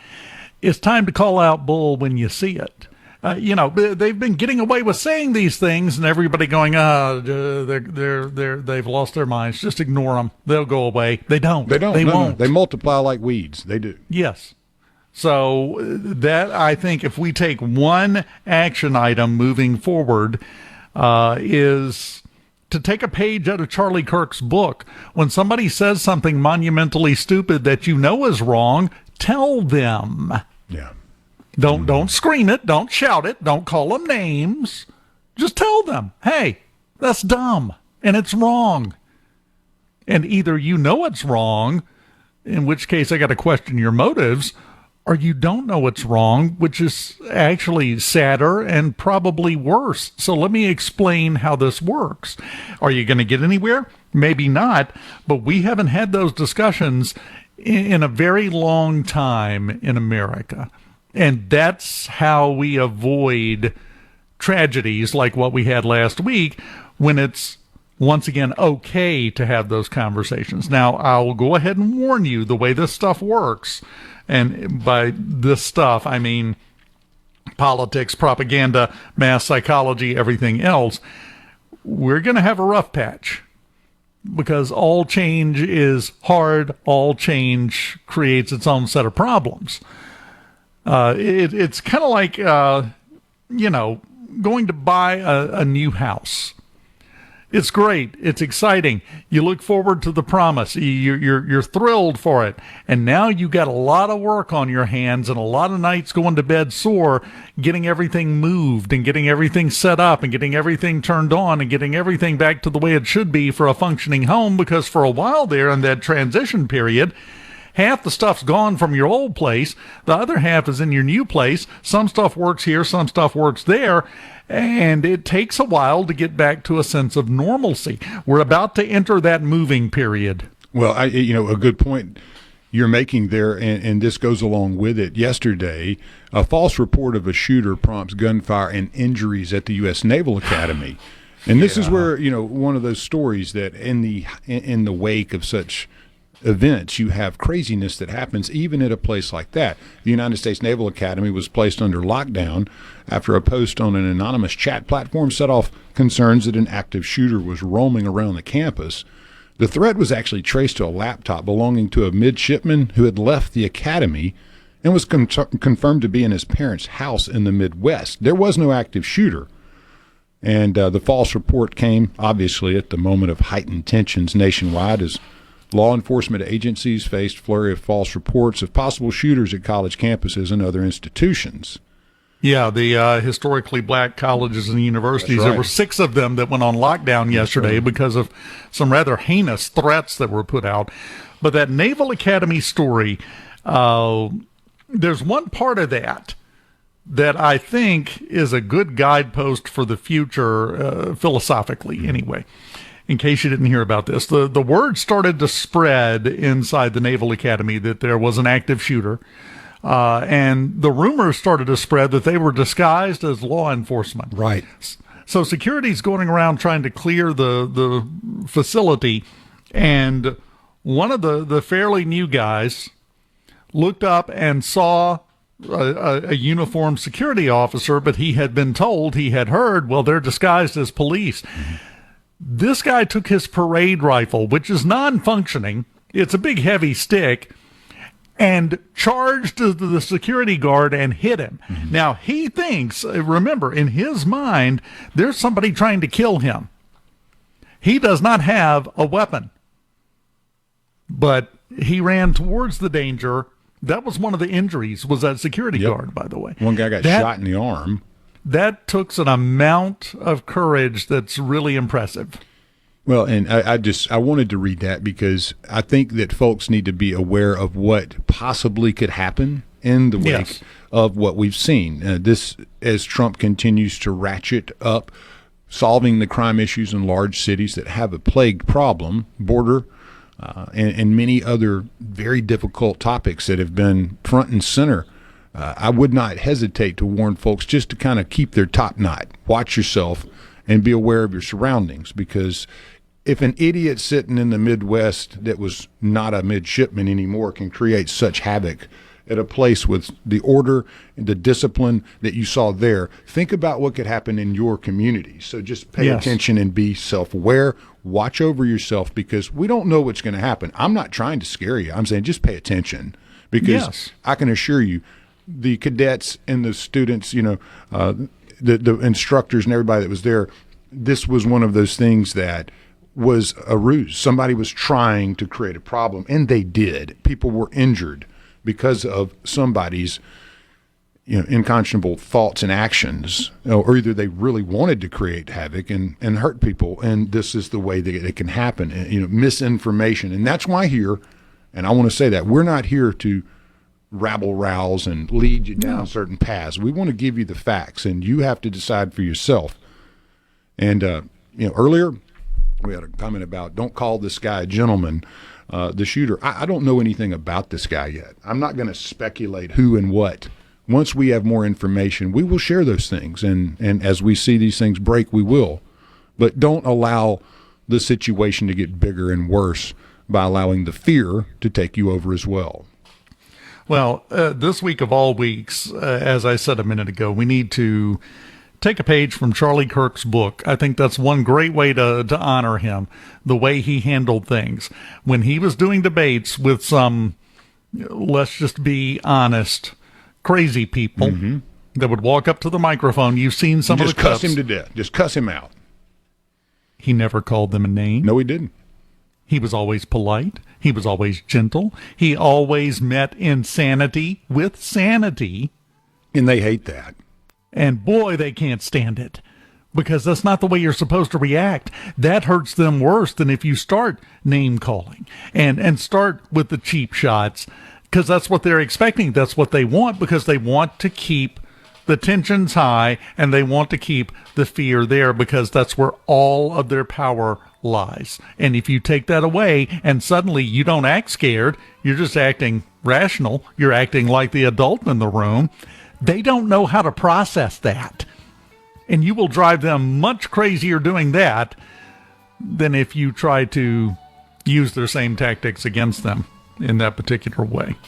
So that's my thought on that. For whatever it's worth, probably about 8, maybe 10 cents, but that's what it is. We continue on this Friday morning. From the Venable.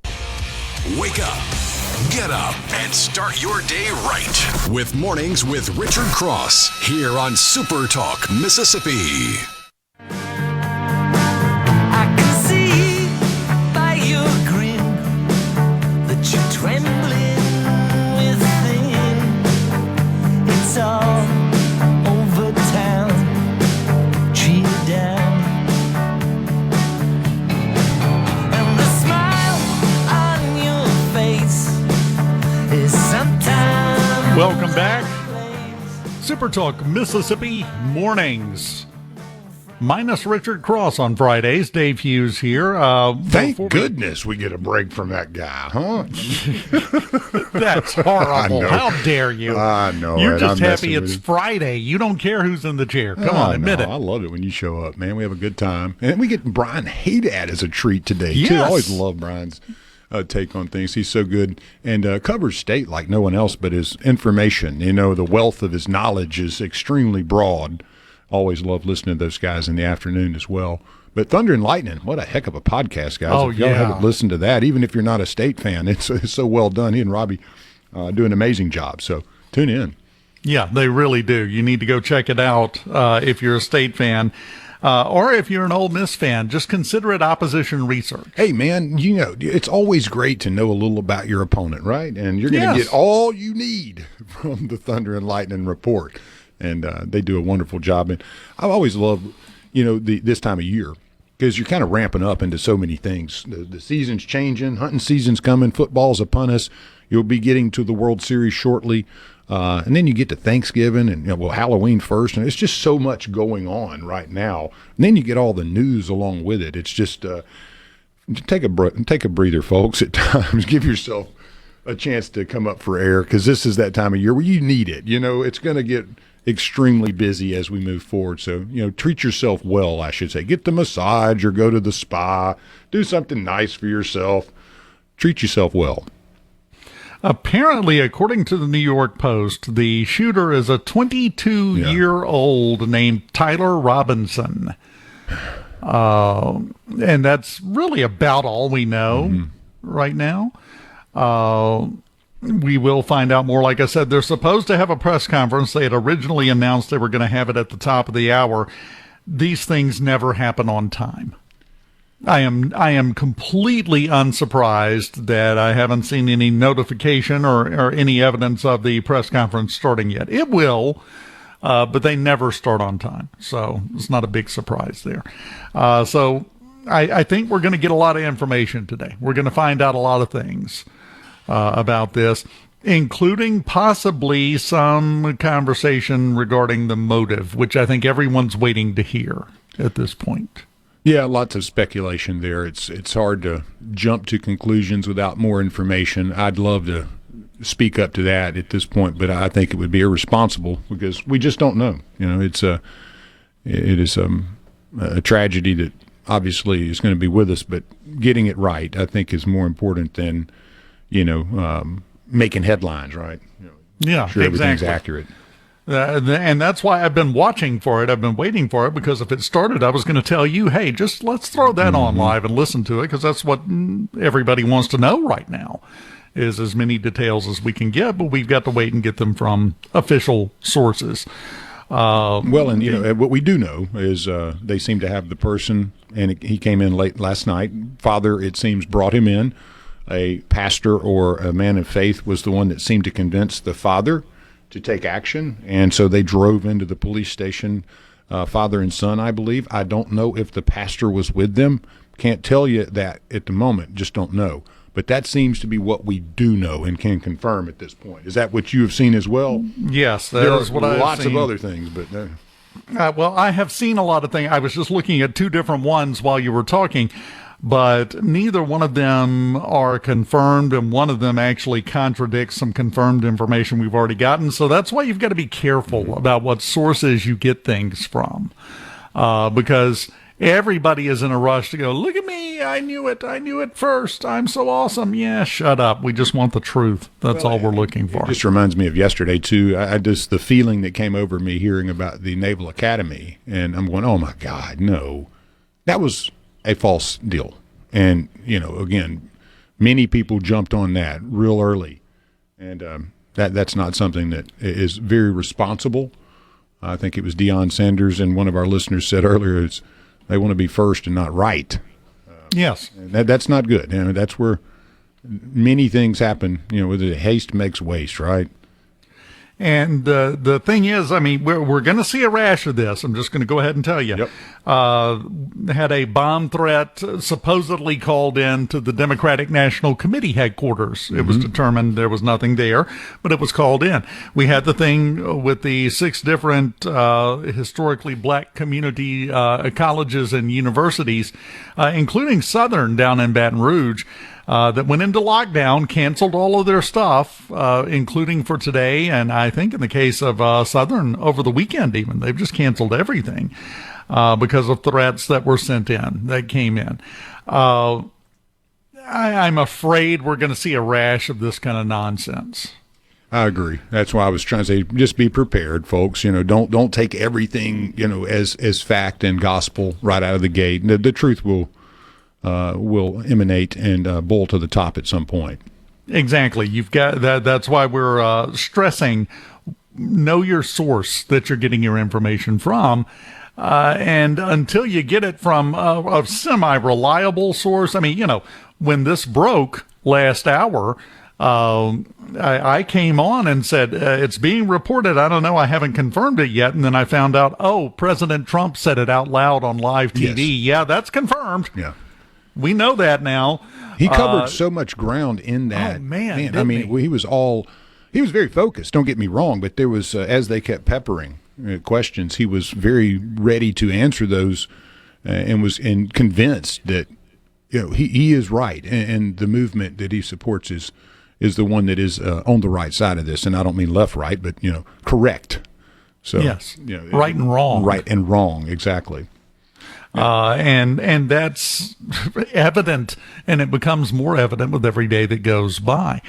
I was thinking a great about point. something. Yeah, this is a very good quote or a post from one of our listeners in the 662. The party of diversity, equity, and inclusion doesn't seem to really want any of that. No. And that's a very good point. I think that's about as well as you could say it. It's a sales tool. And yes, it's brainwashing. It reminds me of watching those starry-eyed people look at Hitler as he was standing there hollering and screaming and frothing at the mouth and fixing his comb over. These people felt he was a god. That's what she represented. And coming from desperate times into that, if you know the history, craziness generally comes from those in desperate situations. And when you have someone that continues pushing them to the edge, look at what you get. Well, there's one other aspect of this, too, that I've got a tweet here open in front of me from Nick Watts that sums it up beautifully. Well written, very short, but very to the point. The one thing that we are missing in figuring out and knowing our enemy, if you will, I hate to use the word enemy, but that's what it is. It's there, is perspective. Mm-hmm. Perspective and the psychological trait of projection. Here's what this tweet says. Listen to this. Conservatives say that guns are for sport, hunting, and self-defense because that's what they use them for. Liberals say that guns are for killing people because that's what they use them for. Yeah. And most people are incapable at first blush of believing that someone else would act in a way that's different from the way they would act in that same situation. They can't do it.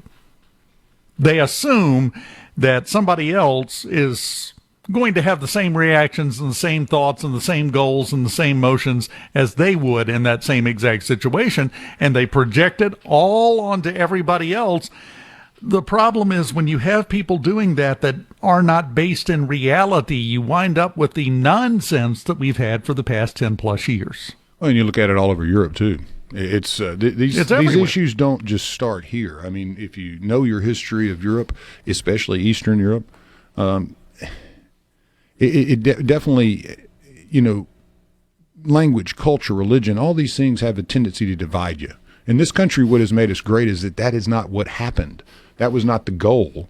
It was to come together and be Americans. And I would challenge folks that are listening to this that, we need to be Americans. We need to quit worrying about everybody else out there and just get back to doing what America does. Be judged by that rather than all this craziness and the swings left and right, and getting back somewhere of some semblance of normalcy. And we need it badly. Very quickly here, I don't know if you've been keeping up with what's going on in Nepal.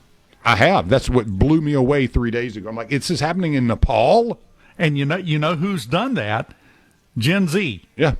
Older teenagers, young 20-somethings. They just selected their interim president, a former chief justice of their Supreme Court, through a poll on Discord. Yep. Now, let me ask you something. That's what happened there. Who did Charlie Kirk most appeal to? What generation? Yeah. Who did he work with? Don't underestimate him. Yeah, the Nepal story blew my mind. Yeah, it's fascinating. The one, the only, the man who knows where the keys to the goalpost are kept, Brian Hadad, joins us next on Mornings. Keep it here.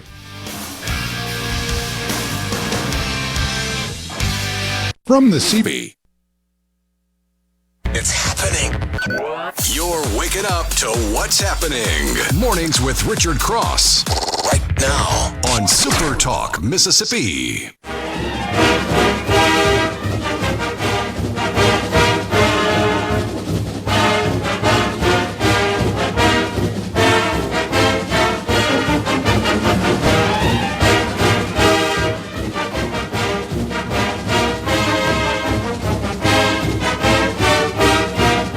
All I need is Brian to get me a cowbell, and I promise I'll ring it when I play this. Yeah, I'm just letting it ring out of respect for the maroon and white. We have to have a proper play-in for our next guest here on Mornings, and this is it, the one, the only. The man, the myth, the Mississippi State legend, Brian Hadad. How you doing? Oh, yeah, you're getting promoted today, bud. How you doing? I appreciate that, Dave. I'm doing good. Glad to be with you, sir. Once again, on Mornings with Richard Cross, without Richard Cross. Once again, brought onto the show to not talk about economics, foreign policy, taxes. Nope, more sports. All right, sure, no problem. Yeah, well, we can just, go right over into tax policy if you'd like, but I think we probably both. Yeah, that's the end of that discussion. And scene. That's the whole conversation right there. I got a little more of a fun conversation we can have with Mississippi State. Are they looking at double bolting down the goalposts for the rest of the season? So I don't know if you know this or not, but the people who are taking the goalposts off there work for Mississippi State. Those are MSU employees making sure that the goalposts were not broken and damaged in any way. So, the goalposts are set up, they're like easy ups, right? There's a bolt, you pull it out, they come down, and off you go. And so that's what's happening there. So the goalposts are in perfect condition. They'll be fine for tomorrow's game with Alcorn. Now, let me ask you this, because we got to talk about this, and you're the guy that would know. The fine situation for the students storming the field, where are we at on that, and what does that look like? It's $500,000, and it'll be paid at some point by the. I'm sure Zach Selman made 2 or 3 phone calls to some of his bigger boosters and was like, can we? And it probably got covered pretty quickly. But that's the price you pay when you storm the field. State could have avoided it. They tried. They tried to avoid it. They had a countdown clock up on the Jumbotron that said field access, and I think it was 3 minutes after the end of the game, but it just got ignored. And I think part of that is because State hasn't stormed the field in 21 years. The last field storming prior to last Saturday was 2004 against Florida. So the protocols aren't there for Mississippi State. My guess is if State has another big win at home, they play Georgia, they play Tennessee, they play Texas here in Starkville. If they pull off an upset in one of those games and the fans want to come on the field again, it would maybe a little bit better organized. But they just want to be safe about the players, get the opposing players especially off the field before they let fans out there. But in this case, State didn't get the memo, and they'll pay the fine. Well, it's understandable, and I saw the tweet from Governor Tate Reeves when it came out about the fine, and he just said worth every penny. Yeah, and I agree with that. 100%. That's a great scene, a great moment. State's had nothing but positive publicity all week on national media. People are excited once again for Mississippi State football. So sometimes, it's a big number, $500K. For me and you, Dave, it's a big number. If Richard were here, he'd be like, "What? That's easy money." But it's just going to get paid, and that's the price of doing business in this situation, I guess. Now, let me ask you this. Moving on to tomorrow's game, a great start to the season for Mississippi State. Do you think there's any possibility of that old booger bear of kind of taking for granted this weekend's game after the big win and the high from that? Yeah. Is there a danger there? Well, is it possible that State comes out sloppy and a little hungover? Yeah, that's absolutely a possibility. But is there a possibility of an upset? I mean, it's as minuscule as I can make the percentage. State's last since they played Samford in 2016, that was the game that was really close against an FCS school. Since then, the average margin of victory is like 42, 43 points. And this Alcorn team, God bless them, they're not a very good FCS team either. So even if State comes out sloppy, the chance of an upset or anything like that, it's the same percentage of a meteor hitting the earth right now. It didn't happen. So, well, do you think it would be better or worse for the team if they came out and say at the end of the first quarter they weren't where they were expecting to be because there had been a little sloppiness and maybe not the intensity that they should have had? Would that be a welcome wake-up call? I think that's probably what you're going to end up seeing, Dave. I think, look, if State comes out in that first quarter and it's 21-0 at the end of the first and they're just firing on all cylinders, that's great. It means Jeff Lebby did a great job of getting his guys back into focus. But, they're just human beings. And if it's a sloppy first quarter, then Lebby will have them over there and he'll have some words with them and he'll get them going. By the end of this game, State will be up 35, 40, something odd points. But a slow start, I won't be totally surprised if at the end of the first quarter it's something like 7-0 and State just hasn't played as clean as you would like them to.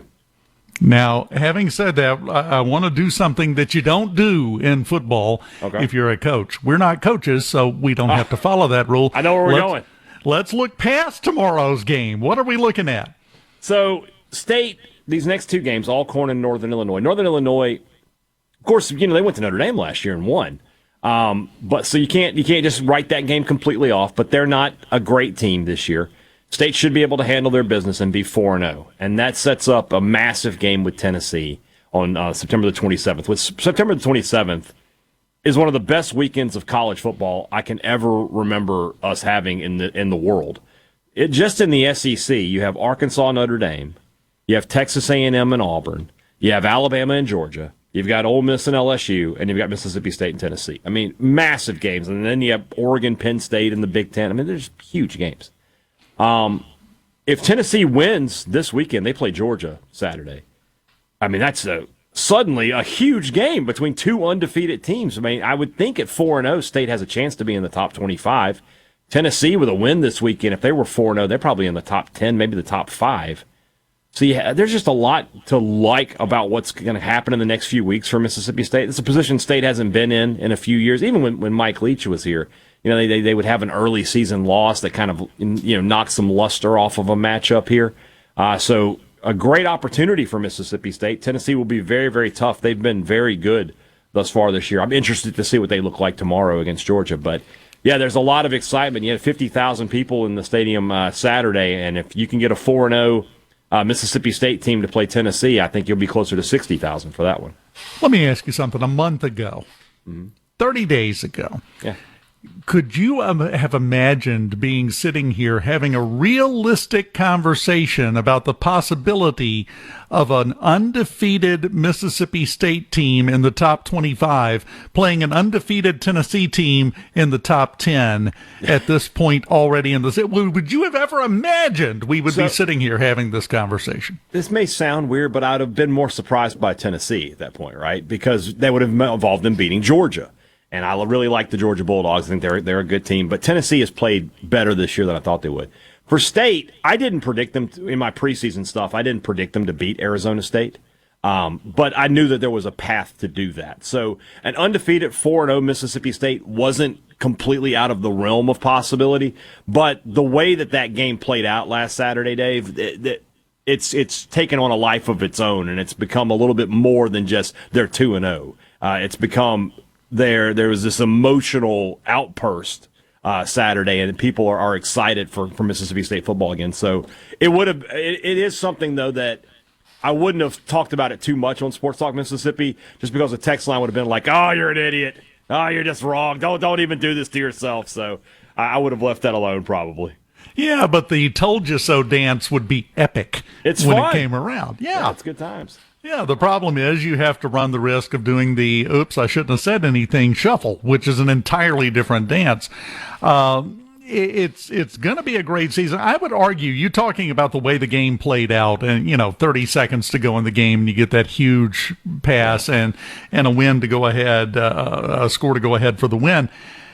I think, what do you think, both for the fans and for the team, did it do them more good to win that way than if they had just dominated and led the entire second half by 2 touchdowns? That's a good question. For the team, I don't know. I don't know. I mean, maybe it gave them a little bit of "we can do this," little, we should believe in us moment.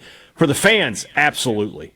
Absolutely. I don't think they stormed the field if State just wins that game 30-17. I think the emotional, State thought they were going to lose. It was over, and then you have that moment that brought the emotion of that just was overwhelming for everybody, and that's why they took the field. So I think from a fan perspective, yes, there are a lot. It sounds weird, right? You'd much rather have just won the game 40-0, but from a fan perspective, I think winning the game that way got everybody a lot more excited for the next few weeks of Mississippi State football. Especially, and let's just be honest here, with the way last season played out, that was one of the happiest punches to the jaw the fans have gotten in a while. It's been quite a while since Mississippi State fans had anything to really poke their chest out about. You got to go back basically to the Egg Bowl in 2022, and Mike Leach's last game with Mississippi State for the last time a Mississippi State fan felt really good about their team. Brian Hadad, the host of Thunder and Lightning, he's a regular on Sports Talk, one of the guys there, where he does not mention a whole lot about Ole Miss because he's got other things to concentrate on. I can talk about the Rebels. I was prepared to do so. Oh, yeah, no, that's okay. We're leaning into your expertise, buddy. I got you. Well, you use the right tool for the right job, and we were driving the state nail today, so absolutely. We got the good tool in here. Appreciate your time, man. Anytime, and keep up the fantastic work. You All do right, a man. great We'll job. see you later. See ya. Brian Hadad. Go check out Thunder and Lightning. From the Venable Glass Traffic. Waking up Mississippi. From South Haven to Scuba. It's Mornings with Richard Cross on SuperTalk Mississippi.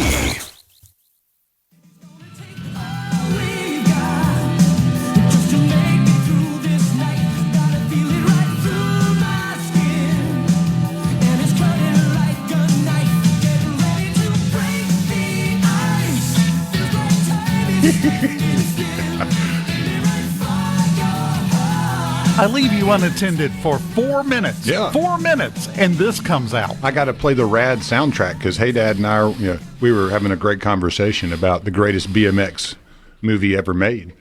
And he didn't even wait for me to say it. He goes, "You got to be talking about Rad." I'm like, "Yes." So I had an out for him, Thunder in Your Heart. And then this one is Break the Ice.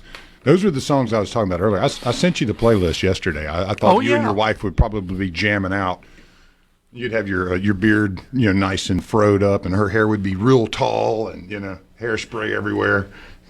Those were good times, weren't they? Goodness, those were weird times. Oh man, yeah. But that's what made them good. And the other one is, and I said, if you know that Rad is the greatest BMX movie ever made, what is the greatest skateboard movie ever made? Gleaning the Cube, man. Come on. Okay, sure. We'll go Christian with that. Slater. There's like an original. Yeah, that was okay. Yeah. They're terrible movies, but they were great at that time, You say Christian Slater, one movie comes to my mind, and one movie only, and that's Heathers. Heathers. Say, I'm the romance movie. What is it called? True Romance. I love that one. Yeah. Great movie. Now, have you seen Heathers? Oh, yeah, of course. Yeah, of course. Fantastic movie. Fantastic movie. That's my favorite Christian Slater movie. See, now, Hadad, now I know that he knows Rad, and I know he knows Gleaning the Cube, so this guy's my favorite dude. If I'd have thrown that out to Cross, he would have looked over the mic at me and thought I was crazy. He's like, I don't know that stuff.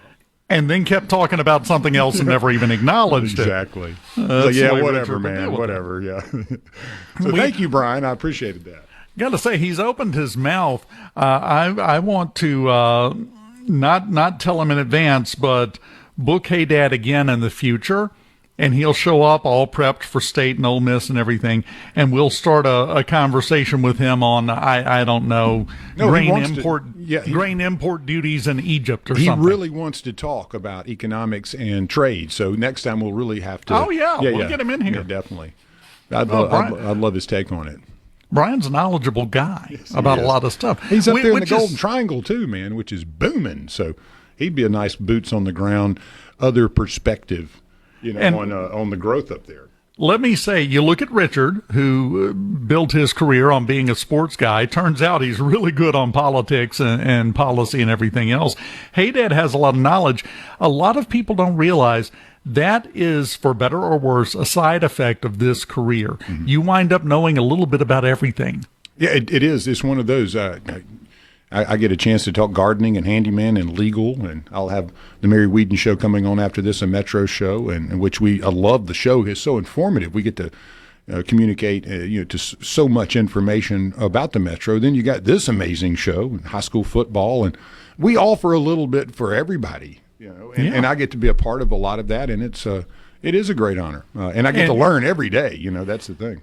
And you have Rebecca in the afternoons who it just brings an entirely different breath of fresh air into things. Oh, Rebecca's amazing. I mean, if you want to feel good, listen to that show. Listen to her. I mean, she's just such an upbeat, wonderful person. I don't know if there'd be a better player in that spot, Well, let me ask you this.